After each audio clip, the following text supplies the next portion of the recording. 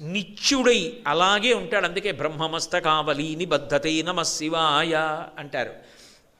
ఆయన గురించి స్తోత్రం చేస్తూ పునుకల పేరు కంఠమున భూరి భుజంగము భూషణంబుగా అనయము భస్మధారణము ఎద్రి నివాసము మీరు విల్లుగా అనుబుగ దంతి చర్మమును హస్తములందు కపాలచూలముల్ పడివడిదల్తు శంకరు కృపావరు రూపమును ఆశ్రయించదన్ అని. మెళ్ళో పెద్ద పుర్రెలమాల వేసుకుంటాడు. ఇట పుర్రెలమాల ఏమిటి మళ్ళీ అమంగళకరం కాదా? అలా మెళ్ళో పుర్రెలమాల వేసుకుంటే ఎవడైనా దగ్గరికి ఎడతాడా? మరి ఆ పుర్రెలమాల ఏమిటి అంటే అమంగళకరంగా కనపడేటటువంటి పరమమంగళప్రదుడు లోకంలో శంకరుడు ఒక్కడే. పైకి అమంగళకరంగా కనపడతాడంతే. ఆ పుర్రెలమాల ఏదో ఏ పుర్రె కనపడితే ఆ పుర్రె తీసుకొచ్చి పెట్టుకోడు మెళ్ళో. ఈ లోకములన్నీ ప్రళయంలో తనలోకి తీసేసుకుంటాడు. మహాప్రళయం అంటారు. 3 రకములైన ప్రళయాలు చేస్తాడు.